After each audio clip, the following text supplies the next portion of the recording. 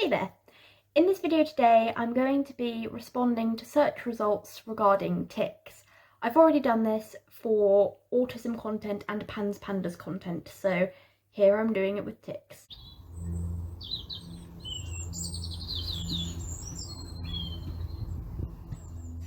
Number 1. Do tics get worse with age? It really depends on the person. It's usually said that people grow out of tics when they're an adult, but this isn't necessarily true. There are a ton of adults who live with tics and deal with tics, and people don't always grow out of it. And for some people they do get worse with age. I have seen that happen, but for other people they may find that the tics reduce, but then if they have co-occurring issues, the co-occurring issues may still affect them. Number 2. Do tics start suddenly? It really depends on what condition causes the tics. Tourette syndrome can have a gradual onset, though in some cases it can be sudden onset. PANDAS is usually sudden onset, and functional neurological disorder is very likely to be a sudden onset. Number 3. Do tics hurt? This really depends on the tic, because there are some self-injury tics that some people have, like, if people hit themselves or something, that'll hurt, and some people have tics which do quite badly injure them, which is upsetting, and those do hurt. Tics in themselves aren't usually painful, but we can get a sensation before we tic, and the sensation may feel like a pressure or something inside us, or something in or on our skin, sort of like a strange little tingle thing, or usually it's a pressure though, or maybe just a strange sensation going up our spine. It can be different for different people, but we do often get a feeling before we tic. It's not particularly painful, but it can be very uncomfortable. But if we suppress our tics, that can be even more uncomfortable and sometimes intolerable, and some people say that suppressing their tics can hurt. Number 4, do tics come and go? A lot of people with tics do not tic all the time, so yes, tics can come and go. It said that in Tourette's, the tics wax and wane, which means they can sometimes be severe and they can sometimes be milder.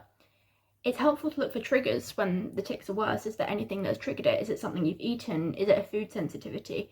Some people keep a food diary or get assessed for delayed erection food sensitivities to see if that is something that's exacerbating their tics. The AT and Latitudes website has a lot of information on that, as does the book Stop Your Tics by Learning What Triggers Them by Sheila Rogers de Mere. In PANDAS, tics also come and go, but they can come and go in flares and get worse when a person has an infection, and some people with PANDAS may also have environmental triggers and food triggers as well, like people with Tourette's can have. Are tics a neurological disorder? Tics are not a disorder in themselves, they're not a condition in themselves, but they're a symptom. And tics, yes, they are a neurological symptom. That's why people, when they have tics, often see a neurologist, and people are often diagnosed with Tourette syndrome and other tic conditions by a neurologist. Are tics the same as Tourette's? No, Tourette syndrome is a condition that causes tics. Everyone with Tourette's either has tics or has had tics. However, there are other conditions that can cause the symptom of tics, such as PANDAS, wow, such as functional neurological disorder. In some cases, anxiety can lead to tics, but it's important, if you have a condition that isn't specifically a tic disorder, it's important not to straight away assume that it's from that condition, because people with things like OCD and ADHD and autism often have co-occurring tic disorders. Like, most people with Tourette's have ADHD. So if you have tics that you feel like they might be from ADHD, it's important to actually consider another tic disorder, because it may be that you have both Tourette's and ADHD, because that is extremely common. To be diagnosed with Tourette syndrome, the tics cannot be explained by another condition or by the use of a substance. So if your tics are from another condition, then you don't meet criteria for Tourette syndrome, though your tics may look just like the tics in Tourette syndrome, they just have a different cause. Are tics a disability? Tics in themselves are a symptom, so they're technically not classed as a type of disability in themselves, but technically tics are disabling in some cases. Tics can be mild or severe, simple or complex, so for some people their tics might not really cause any issues. It might be a few twitches which the person just gets used to and either isn't really bothered by them or is only slightly bothered by them. But for other people, tics can be like full body tics where they do impulsive things that could harm them, and in those cases the tics can be disabling. If they stop someone from being able to walk or being able to dress themselves, that can be quite disabling. Tourette Syndrome is classified as a disability under UK law, so tic conditions can be classed as disabilities. There are a lot of different viewpoints on this though, because people perceive the word disability in different ways. Some people say they don't want to identify as disabled because they think it's a disempowering term or a negative term, and that's completely valid. But for me personally, I don't see it as a negative term, I just see it as a descriptive term which says that I struggle with things and need support. So at some points in my life I have counted my condition as a disability depending on how it affects me. Are tics hereditary? This depends on the condition that causes the tics. So Tourette syndrome is genetic. PANDAS can have a genetic predisposition. Multiple people in the same family, even if they're not in the same household, can have PANS or PANDAS. Are tics contagious? You can't get tics off of a person who has tics if you don't have a tic condition. Though there is something really strange, okay? So one of my best friends in college now has tics. One of my friends from secondary school now has tics. One of my friends from primary school, who I spent a lot of time with, now has tics. But they didn't catch it off me. I know their tics are organic tics and not functional tics. They don't present like functional tics. So it is interesting. It's a bit of a synchronicity. They also develop tics like I do. But yeah, tics aren't contagious. You can't get tics off of a person who has tics if you don't already have a tic condition. But if you have a tic condition, there is something called the tic swap, where we actually we get tics off each other. So if I watch a video of someone ticking, I'll probably pick up their tics. I have so many tics from that. And if I'm around loads of people with tics, I'll pick up on their tics and develop them. It's like the power of suggestion, but that is not a reason for me. That is not a reason to avoid other people with tics, because there have been times when I've been afraid, like if I go to a Tourette's event, are my tics gonna get so much worse? And the answer sometimes is yes, but the management strategies that I learned at those events will actually help me for the rest of my life. So temporarily having worsened tics isn't that bad when you get something that will help you for the rest of your life and form such incredible friendships that change your life. Oh dear. Tics are fake. Tics are not fake.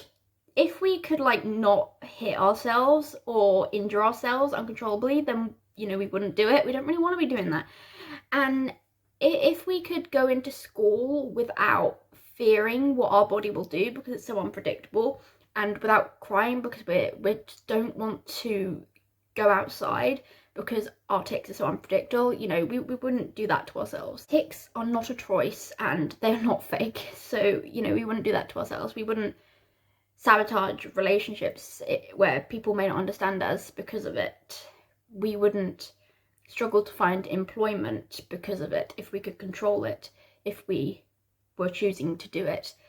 So tics have a lot of struggles that come with them, and we wouldn't fake it because it would just lead to those sorts of problems. Tics are exhausting. This can be very true. Some people find that their tics are extremely exhausting because if you're moving like all the time, maybe jerking your head, moving your arms, etc., that is very exhausting. Also with an OCD aspect, some people have to do a tic multiple times to get it right, and that can take a lot of effort to actually do it in the right way. That can be exhausting as well. Though I'm just weird. I find that when I'm ticking a lot, I get really hyper. I don't know, I mean, it's kind of that when I'm hyper I tic more, but also when I tic I appear to get more hyper. I think it's both, it goes both ways. I'm not ticking much right now because I'm not actually hyper at all right now, but when I'm feeling hyper I'll tic a lot. So for me, my tics actually don't make me tired because I'm that strange person who gets really hyper when I tic, but for most people, people can say that their tics are very tiresome and very exhausting. This one's quite a sad one. Someone typed, "Tics are ruining my life." That is so sad. Unfortunately, as I said, it can be disabling. It can have a huge impact on someone's life, and this is why we need more support for people with tics, more awareness of management strategies, even those that are deemed unconventional. Like I said, the book Stop Your Tics by Learning What Triggers Them. Some people think it's a bit unconventional, but it's something that's helped me a lot. We have to be open-minded to ways that people manage their condition and never invalidate someone by saying, that's ridiculous, the way you manage your tics is ridiculous, because it's not. It's what works for them, and they're happily sharing it in the hope that it can help another person. So we should never invalidate that, and we should share open-mindedly different ideas of things that work for us and ways we can manage our tics, because it may make life easier for a person. So yeah, we need more support, more awareness of tic triggers, and management strategies and more services that don't cause us harm, and more community. We already have a lot of community, but I mean more support groups, more meetups, they can be life-changing. The next one is, what do tics feel like? As I said, some people get an urge before they tic if they have organic tics, which are tics from things like Tourette Syndrome, provisional tic disorder, chronic vocal tic disorder, chronic motor tic disorder, and people with PANDAS can have the tic urge as well. It can feel different for everyone, but it's very uncomfortable. Wow. Sometimes people know what they're going to say before they tic it, if they tic a word or a phrase. Some people don't. Some people have absolutely no idea what they're going to say as a tic, and it's a huge surprise what they tic. For me, it's a bit of both. Sometimes I'll tic something and I won't know what I'm ticking until it comes out, and sometimes a tic will finish midway and I won't really know what I was going to say. Other times I know exactly what my tic's going to say, because sometimes it will actually come in my head first as like an intrusive thought, and then I'll say it as a tic. So sometimes I personally do know what I'm going to say as a tic. Again, that's something that's different for everyone. There is a lot of diversity in the community. What do tics sound like? This really depends on the tic. Vocal tics are not always words or phrases, but they can be. But tics that aren't words or phrases can be throat clearing, coughing, making animal noises, making syllable noises, pretty much anything. Literally anything that the human body can do can be a tic.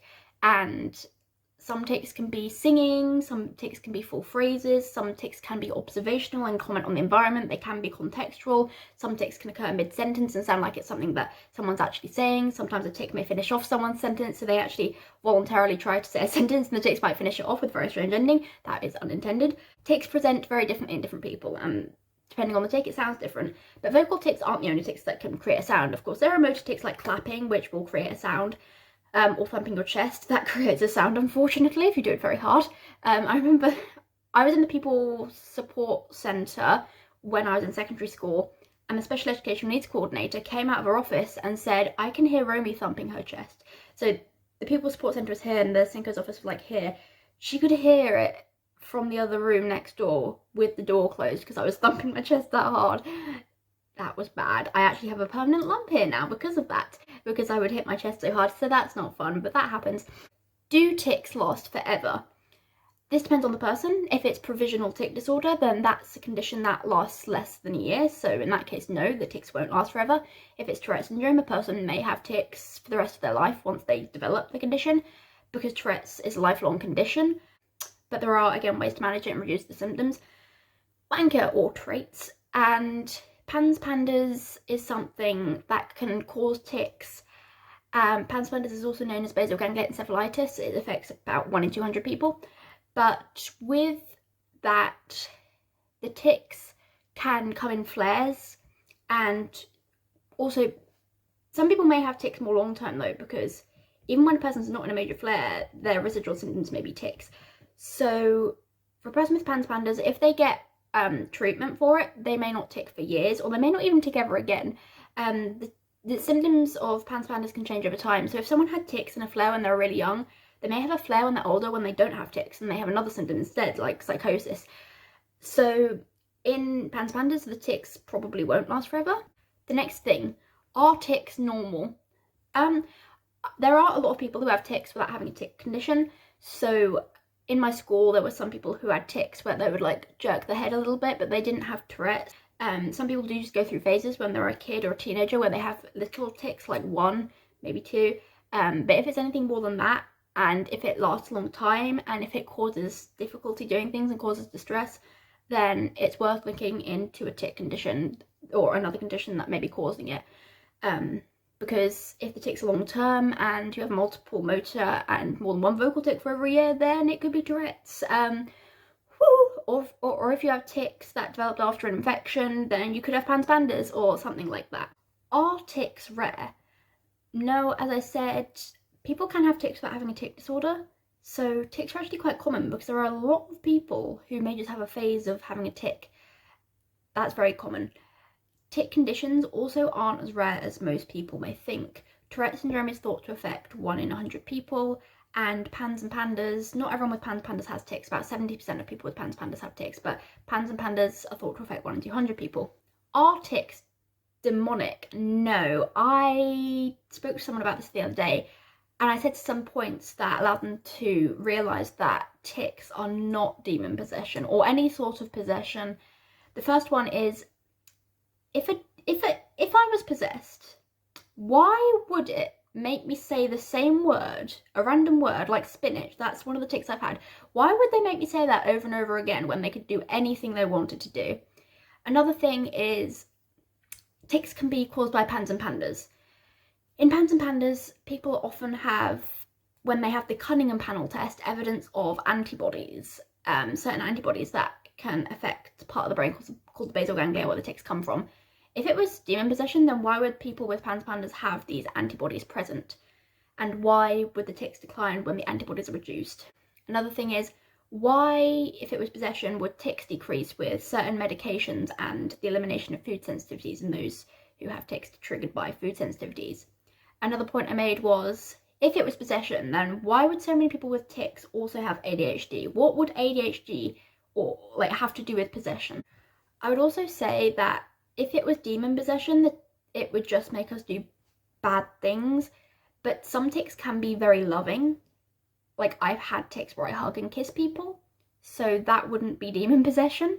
And even those tics that are so-called bad or inappropriate, that's called coprolalia. That is not possession.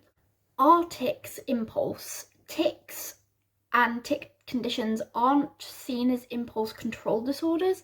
However, as someone who has tics, I'd say they can feel quite like an impulse sometimes. Not everyone will experience tics in this way, but for me personally, sometimes my tics are like an impulse, because I'll sort of think to myself very briefly, don't do that, and then I'll do something. And because tics can have an urge before them, it kind of feels like an impulse, I guess. Wank stain. An impulse that we can't really control. We may be able to delay it and hold it in, but that is unhealthy because suppression can worsen the tics later on and lead to more issues, can trigger rage attacks, worsen OCD, things like that. So that isn't recommended. But to me, I would say it can feel like an impulse. And impulsive tics are a thing. Impulsive tics are tics where they happen even if the consequence could be very bad, like touching a stove or running into the road. Those can be tics.